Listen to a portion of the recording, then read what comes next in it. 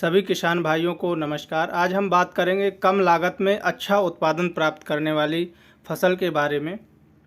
तो किसान भाइयों, खीरा की खेती हम कम रिस्क में करके शुरुआत कर सकते हैं।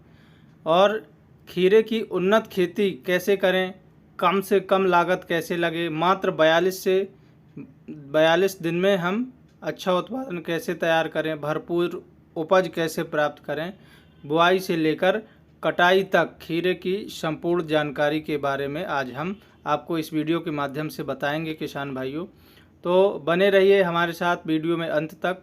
चलिए शुरुआत करते हैं। बुआई का सही समय क्या है, खीरे की बुआई हमें कौन से टाइम पे करनी चाहिए, उपयुक्त मिट्टी और जलवायु किस प्रकार की होनी चाहिए खीरे की फसल के लिए, और उन्नत रोग प्रतिरोधक बीज कौन से हैं, वैरायटियाँ इसकी कौन कौन सी हैं, उनके बारे में हम बात करेंगे। खेत की तैयारी और खाद प्रबंधन किस प्रकार से करना चाहिए उसके बारे में बात करेंगे। और रोग और कीटों का प्रबंधन हम किस प्रकार से खीरे की फसल में करें, और टिप्स और ट्रिक्स ये सब आपको हम बताने वाले हैं। तो मॉडर्न हॉर्टिकल्चर टेक्निक्स में आप यदि नए हैं तो हमारे यूट्यूब चैनल को सब्सक्राइब कर लीजिए और वीडियो को लाइक कर दीजिए और अपने दोस्तों के साथ शेयर कर दीजिए। सही समय और बुआई का जो महत्व है खीरे की फसल में वो बहुत अधिक है। जब भी आप खीरे की बुआई कर रहे हैं, सीजन में यदि करते हैं, तो हमेशा 10 से 15 दिनों का जो समय है वो आगे पीछे करके बोना चाहिए। खीरे की बुआई फरवरी और मार्च, जून और जुलाई में करते हैं। तो किसान भाइयों, यदि आप बरसाती खीरा लगा रहे हैं तो जून और जुलाई में करेंगे। यदि गर्मी में उत्पादन लेना है तो फरवरी मार्च में आप खीरे की जो बुआई है वो कर सकते हैं। और खीरे की बुआई करते समय आपको 10 से 15 दिन का टाइम आगे पीछे करके बोना है। खीरा अच्छा मार्केट में प्राइस पाने के लिए आगे या पीछे 10 से 15 दिन करके बोना चाहिए। गर्मियों में खीरे की अगेती बुआई 15 जनवरी से 10 फरवरी तक आपको कर देनी चाहिए, जिससे तापमान अच्छा रहता है, अनुकूल रहता है और अंकुरण अच्छा होगा। इस समय प्रोट्रे का इस्तेमाल करके पहले नर्सरी तैयार कर लीजिए, और नर्सरी तैयार करने के बाद बारिश में खीरा की अगेती बुआई मई के महीने में की जाती है। यदि आप खीरा लगाना चाहते हैं तो आप मई के महीने में लगा सकते हैं। खीरा की खेती के लिए सबसे अच्छी मिट्टी बलुई दोमट मिट्टी होती है और अच्छा जल निकास वाली भूमि पर्याप्त होती है। खीरा की खेती सभी प्रकार की रेतीली और दोमट मिट्टी में की जा सकती है। किसान भाइयों, उच्च जीवाश्म युक्त बलुई दोमट मिट्टी सबसे उत्तम मानी जाती है खीरे की खेती के लिए। अच्छी जल निकास की व्यवस्था होना चाहिए, ऐसे खेत का चयन करना चाहिए। खेत की तैयारी और खाद प्रबंधन के बारे में बात करेंगे किसान भाइयों। तो खेत की तैयारी अच्छी तरह से करनी चाहिए। 2 जुताई गहरी करके और 15 दिन के लिए हमें खेत को छोड़ देना चाहिए गर्मियों में, जिससे जो फंगस है और जो कीट हैं उनको पक्षी खा जाते हैं। बुआई के पहले खेत की गहरी जुताई करना है हमें, और जैसा कि हमने बताया 4 से 5 ट्रॉली गोबर की खाद डालकर मिट्टी में मिला देना है। और जुताई करते समय 30 किलोग्राम यूरिया, 50 से 55 kilogram DAP, 40 kilogram MOP muriate of potash आपको जुताई करते समय मिला देना चाहिए। और साथ में 10 kilogram micronutrients plus 5 kilogram fipronil 0.3% GR ये आपको जुताई करते समय मिट्टी में मिला देना चाहिए। किसान भाइयों, यदि आपने इन पोषक तत्वों को मिला दिया है तो हमारी जो फसल है उसका जो बढ़वार है वो अच्छी होगी। खीरा की बुआई करने की विधि कौन सी है? तो खीरे की बुआई अपन 2 प्रकार से कर सकते हैं। पहली विधि 1 से 2 मीटर की दूरी पर 60 से 75 सेंटीमीटर चौड़ाई की नाली में दोनों साइड 1.5 से 2 फीट की दूरी पर बुआई की जाती है। ये तो हो गई पहली विधि। अब दूसरी विधि 3 से 4 फीट की दूरी पर बेड बनाकर मल्चिंग या बिना मल्चिंग की बुआई की जा सकती है।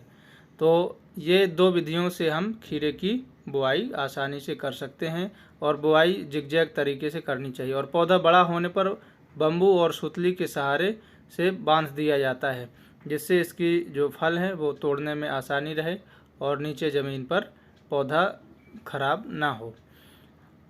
खीरा के अच्छे जमाव के लिए खेत में पर्याप्त नमी बनाकर बुआई करना चाहिए, क्योंकि नमी की पर्याप्त मात्रा होगी तो जो अंकुरण है वो अच्छा होगा। सीधे बीज बुआई करके सिंचाई करने पर अंकुरण खराब होने का डर रहता है।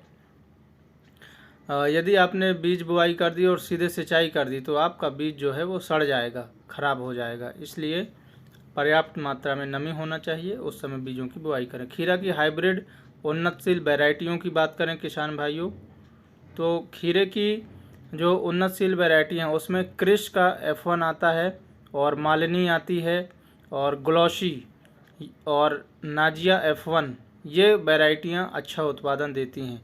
वैसे ज़्यादातर किसान क्रिश का VNR का जो क्रिश खीरा है ये ज़्यादा लगाते हैं। किस्मों का चुनाव करके किसान भाई आप ज़बरदस्त उत्पादन प्राप्त कर सकते हैं, और इन किस्मों को यदि आप लगाएंगे तो अच्छा उत्पादन जरूर मिलेगा। बीज अंकुरित होने के बाद स्वस्थ प्लांट ग्रोथ के लिए ड्रेंचिंग जरूर करना चाहिए, और जिससे पहली ड्रेंचिंग पौधे उगने के बाद 400 लीटर पानी में 400 ग्राम ह्यूमिक एसिड और 800 ग्राम बाविस्टीन फंजीसाइड मिलाकर ड्रेंचिंग कर लेना चाहिए, जिससे फंगस जनित बीमारियां हैं उनकी रोकथाम की जा सके। दूसरी ड्रेंचिंग पहली ड्रेंचिंग के 4 दिन बाद 400 लीटर पानी में 500 ग्राम ह्यूमिक एसिड और 4 किलोग्राम 19-19 NPK की ड्रेंचिंग कर लें, जिससे पोषक तत्व भी पर्याप्त मात्रा में खीरे की फसल को मिल जाएं।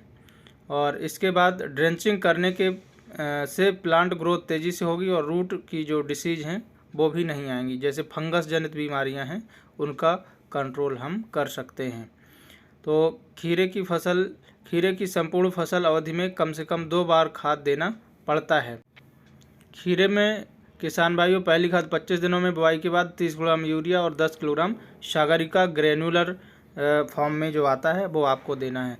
सागरिका में एक प्रकार का सीवीड होता है। दूसरी खाद बुआई के 45 दिन बाद 30 किलोग्राम यूरिया और 10 kilogram calcium nitrate boron mix होता है, वो आपको उपयोग करना चाहिए दूसरी खाद 45 दिनों के बाद बुआई के। सागरिका दानेदार एक प्रकार का सीवीड होता है, इसमें फास्फोरस और पोषक तत्वों की मात्रा अच्छी होती है। खीरा की सिंचाई का जो सही समय है किसान भाइयों उसकी बात करेंगे।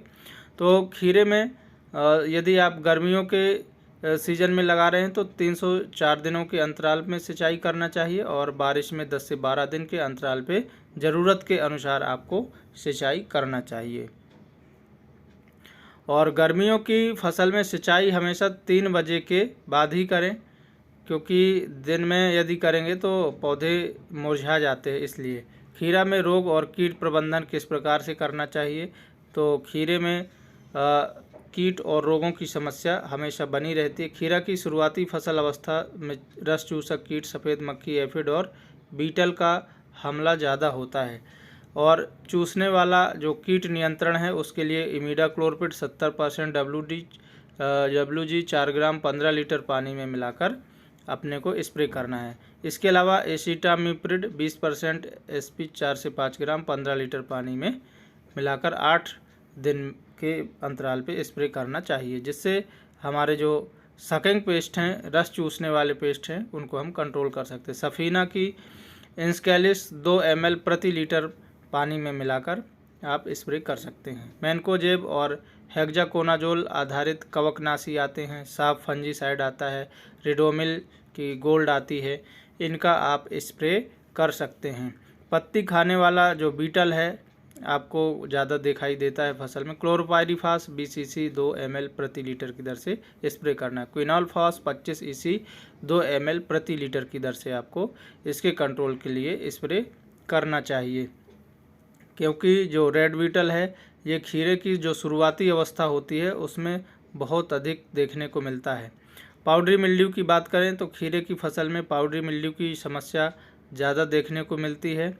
तो इसकी रोकथाम के लिए किसान भाइयों हमें क्या करना है कि हमें सबसे पहले कैप्रिको टॉप आता है, मेट्रीरॉन 55% प्लस साइक्लोसोन, इन दवाइयों का आपको स्प्रे करना चाहिए। एमिस्टर टॉप आती है, एमिक्टोट्रेडिन 27% आती है, इन दवाइयों को आप मिला के स्प्रे कर सकते हैं पाउडरी मिल्ड्यू के कंट्रोल के लिए। और फल मक्खी आती है, फ्रूट बोरर आता है खीरे की फसल में, जैसा आप वीडियो में देख रहे हैं, खीरा इस प्रकार से डैमेज कर देता है। और इसके लिए बेनिविया इंसेक्टिसाइड आता है, वो आप डाल के इसका कंट्रोल कर सकते हैं फ्रूट बोरर का। और इस प्रकार से कीट एवं बीमारियों का नियंत्रण हम यदि करेंगे तो जो हमारी खीरे की फसल है उसका उत्पादन हमें अच्छा प्राप्त होगा। तो इस प्रकार किसान भाइयों, cucumber green mortal mosaic virus आता है, जो कुकुरबिटेसी फैमिली की जो सब्जियां होती हैं उसमें मोजेक वायरस का प्रकोप ज़्यादा आता है। तो ये अपने खीरा में, कद्दू में, इनमें ज़्यादा देखने को मिलता है। तो इसकी जो रोकथाम है उसके लिए हमें क्या करना है कि जिस भी पौधे पे हमें ये दिखे उस पौधे को उखाड़ कर जला देना चाहिए, जिससे हमारे जो दूसरे पौधे हैं उन पे ये बीमारी ना फैले। और सफ़ेद मक्खी के द्वारा ये फैलाई जाती है, इसको कंट्रोल करने के लिए हमें इमिडाक्लोप्रिड दवा आती है, उसको स्प्रे कर देना चाहिए। और यदि हमने सफ़ेद मक्खी को कंट्रोल कर लिया है तो ये जो बीमारी है ये हम अच्छी तरह से कंट्रोल कर सकते हैं और अच्छा उत्पादन प्राप्त कर सकते हैं। तो किसान भाइयों, कैसी लगी ये वीडियो? आज के इस वीडियो में बस इतना ही। मिलते हैं अगले वीडियो में। इसी प्रकार की इन्फॉर्मेटिव जानकारी पाने के लिए हमारे वीडियो को लाइक कर दें और अपने दोस्तों और ग्रुप में शेयर कर दें, जिससे और भी किसान भाइयों को ऐसी इन्फॉर्मेटिव जानकारी मिल जाए। और तब मिलते हैं नेक्स्ट वीडियो में। तब तक के लिए जय जवान, जय किसान, जय विज्ञान।